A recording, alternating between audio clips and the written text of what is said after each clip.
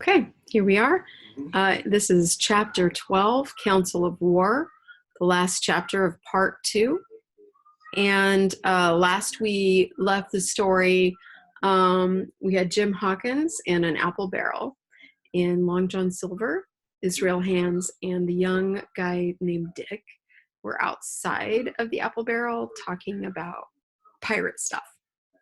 And very importantly, about how most of the crew of this ship was Flint the Pirate's crew, Captain Flint's crew. And they worked with Long John Silver, who was the quartermaster, one of the officers on that crew. It's big news. And then land ho, which means they saw the island.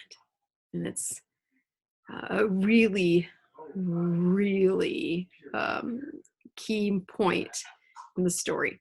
So let's get started reading. Make sure that you're working on the text, you're marking things as you go, that you have your handout nearby and you're ready to fill it out and finish her up for part 2. Okay, Council of War. There was a great rush of feet across the deck. I could hear people tumbling up from the cabin and the forecastle and slipping in an instant outside my barrel. I dived behind the foresail, made a double towards the stern, and came out upon the open deck in time to join Hunter and Dr. Livesey in the rush for the weather bow. There, all hands were already congregated.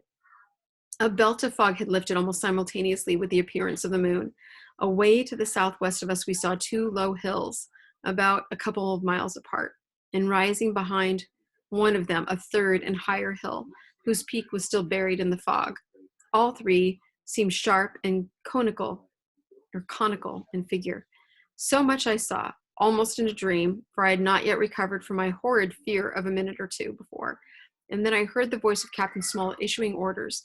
The Hispaniola was laid a couple of points nearer the wind, and now sailed a course that would just clear the island on the east. And now, men, said the captain, when all was sheeted home, has any one of you ever seen that land ahead? I have, sir, said Silver. I've watered there with a trader I was cook in. The anchorage is on the south, behind an islet, I fancy, asked the captain. Yes, sir. Skeleton Island, they calls it. It were a main place for pirates once, and a hand we had on board knowed all their names for it. That hill to the north they calls the foremast hill. There are 3 hills in a row running south'ard, fore, main, and mizzen, sir. To the main, that's the big un with the cloud on it. They usually calls the spyglass by reason of a lookout they kept when they was in the anchorage cleaning, for it's there they cleaned their ships, sir. Asking your pardon. I have a chart here, says Captain Smollett. See if that's the place. Long John's eyes burned in his head as he took the chart. Chart, by the way, is a map. But by the fresh look of the paper, I knew he was doomed to disappointment. This was not the map we found in Billy Bones' chest, but an accurate copy, complete in all things, names and heights and soundings, with a single exception of the red crosses and the written notes. Sharp as must have been his annoyance, Silver had the strength of mind to hide it. Yes, sir, said he. This is the spot to be sure. I'm very prettily drawn out. Excuse me.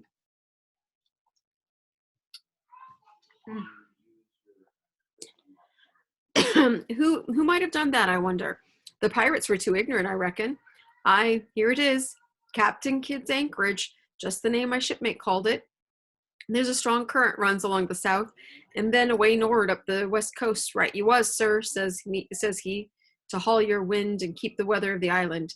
Leastways, if such was your intention as to enter and careen, and there ain't no better place for that in these waters. Thank you, my man, said Captain Smollett. I'll ask you later on to give us a help. You may go. I was surprised at the coolness with which John avowed his knowledge of the island, and I owned I was half frightened when I saw him drawing nearer to myself.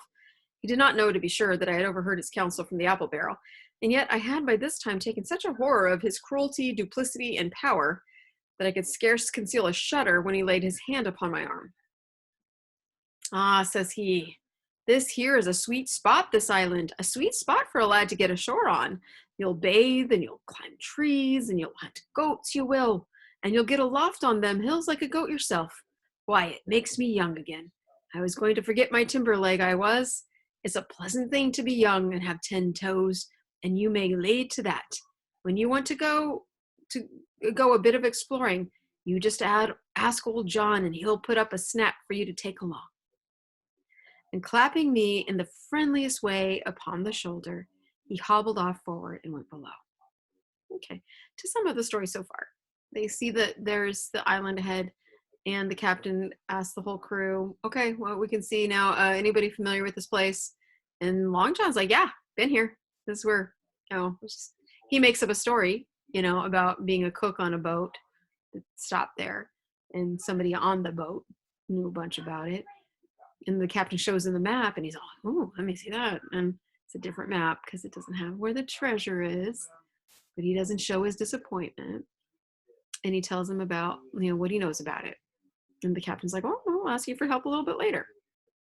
And then Long John goes up to poor Jim, who knows what he is now, and says, "You're going to have a lot of fun on this island. You're a young man. You can go climb things, hunt goats, do a bunch of fun things." "Yeah, okay, I'll pack you a lunch." Jim knows what's going to happen, or what could happen. Captain Smollett, the squire, and Dr. Livesey were talking together on the quarterdeck, and anxious as I was to tell them my story, I durst not interrupt them openly. While I was still casting about in my thoughts to find some probable excuse, Dr. Livesey called me to his side. He had left his pipe below, and being a slave to tobacco had meant that I should fetch it. But as soon as I was near enough to speak and not to be overheard, I broke immediately. "Doctor, let me speak. Get the captain and squire down to the cabin, and then make some pretense to send for me. I have terrible news." The doctor changed countenance a little, but next moment he was master of himself. "Thank you, Jim," said he quite loudly. "That was all I wanted to know," as if he had asked me a question. And with that, he turned on his heel and rejoined the other two. They spoke together for a little, and though none of them started or raised his voice or so much as whistled, it was plain enough that Dr. Livesey had communicated my request. And the next thing that I heard was the captain giving an order to Job Anderson, and all hands were piped on deck. Piped meaning the whistle was blown to give him the cue to come on deck. "My lads," said Captain Smollett, "I've a word to say to you. This land that we have sighted is a place we have been sailing for. Mr. Trelawney, being a very open-handed gentleman, as we all know, has just asked me a word or two, and as I was able to tell him that every man on board had done his duty alow and aloft, as I never asked to see it done better, why he and I and the doctor are going below to the cabin to drink your health and luck, and you'll have grog served out for you to drink our health and luck. I'll tell you what I think of this. I think it handsome. And if you think as I do, you'll give a good sea cheer for the gentleman that does it." The cheer followed. That was a matter of course, but it rang out so full and hearty that I confess I could hardly believe these same men were plotting for our blood. "One more cheer for Captain Smollett," cried Long John, when the first had subsided. And this also was given with a will. On the top of that, the three gentlemen went below, and not long after, word was sent forward that Jim Hawkins was wanted in the cabin. I found them all three seated round the table, a bottle of Spanish wine and some raisins before them, and the doctor smoking away with his wig on his lap, and that, I knew, was a sign that he was agitated. The stern window was open, for it was a warm night, and you could see the moon shining behind on the ship's wake. "Now, Hawkins," said the squire, "you have something to say. Speak up." I did it as I was bid, and as short as I could make it, told the whole details of Silver's conversation. Nobody interrupted me until I was done, nor did any one of the three of them make so much as a movement, but they kept their eyes upon my face from first to last. "Jim," said Dr. Livesey, "take a seat." And they made me sit down at a table beside them, poured me out a glass of wine, filled my hands with raisins, and all three, one after the other, and each with a bow, drank my good health and their service to me for my luck and courage. "Now, Captain," said the squire, "you were right, and I was wrong. I own myself an ass, and I await your orders." Yes, he calls himself an ass. And in this case, this isn't a bad word. It's not talking about a body part. It's talking about a donkey. Saying is a dumb animal. Okay. "No more an ass than I, sir," returned the captain. "I never heard of a crew that meant to mutiny, but what showed signs before, for any man that had an eye in his head to see the mischief and take steps according. But this crew," he added, Beats me. Captain, said the doctor, with your permission, that's Silver, a very remarkable man. He'd look remarkably well from a yardarm, sir. And that means he'd look good hanging from the gallows, okay? Or from the mast, hanging. You'd like to punish him, okay? And return the captain. But this is talk. This don't lead to anything. I see 3 or 4 points, and with Mr. Trelawney's permission, I'll name them. You, sir, are the captain. It is for you to speak, says Mr. Trelawney grandly. First point, began Mr. Smollett. We must go on, because we can't turn back. If I gave the word to go about, they would rise at once. Second point, we have time before us, at least until this treasure's found. Third point, there are faithful hands. Now, sir, it's got to come to blows sooner or later, and what I propose is to take time by the forelock, as the saying is, and come to blows some fine day when they least expect it.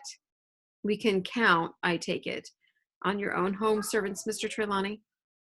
As upon myself, declared the squire. 3, reckoned the captain, ourselves make 7, counting Hawkins here. Now about the honest hands. Most likely Trelawney's own men, said the doctor, those he had picked up for himself before he lit on Silver. Nay, replied the squire, Hands was one of mine. I did think I could have trusted Hands, added the captain. And to think that they're all Englishmen, broke out the squire. Sir, I can find it in my heart to blow the ship up. Well, gentlemen, said the captain, the best that I can say is not much. We must lay to, if you please, and keep a bright lookout. It's trying on a man, I know. It would be pleasanter to come to blows, but there's no help for it till we know our men. Lay to and whistle for a wind, that's my view. Jim here, said the doctor, can help us more than anyone. The men are not shy with Jim, and Jim is a noticing lad. Hawkins, I put prodigious faith in you, added the squire. I began to feel pretty desperate at this, for I felt altogether helpless, and yet, by an odd train of circumstances, it was indeed through me the safety came. In the meantime, talk as we please, there were only 7 out of the 26 on whom we knew we could rely, and out of these 7, 1 was a boy, so that the grown men on our side were 6 to their 19. Okay, so let's back her up a bit. Jim tells his story, and the squire apologizes for being wrong and this being a mess. And the captain says, you know, this is what we're gonna have to do. We're gonna have to take our time. We can't just go out there and tell them we're turning around, because then they'll know something's up and they'll turn on us. And that means they have to figure out when the time is right to strike, and they have to figure out who is on their side out of the crew. They don't know. The only people they can count on are the people that are in that room, and 3 people that are servants of Squire Trelawney. And those men's names are Redruth, the guy that went to Bristol with Jim, and a man named Hunter, and another man named Joyce. And we'll get to know them a little bit more later. So those 7 people that include Jim and those men are not the pirates. There might be others. There probably is others, according to what was said in the conversation that Jim overheard, but they don't know who they are. And it could be that it's 7, including Jim, to 19 pirates. That's a huge difference in size.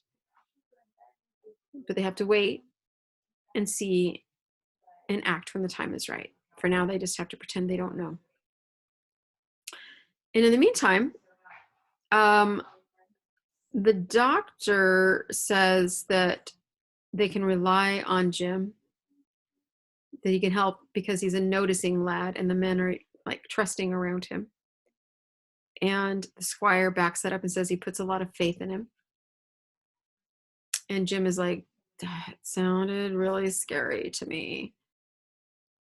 But then he gives us a little bit of a heads up about what's going to happen, because he says, and yet, by an odd train of circumstances, it was indeed through me that safety came.